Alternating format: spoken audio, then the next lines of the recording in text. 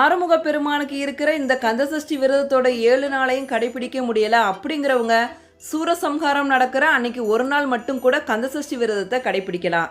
வர அக்டோபர் 27 திங்கட்கிழமை கந்தசஷ்டி விரதத்தோட 6ஆம் நாளில் சூரசம்ஹாரம் நடக்கும். அன்னைக்கு நீங்கள் இந்த ஒரு நாள் விரதத்தை கடைபிடிக்கலாம்.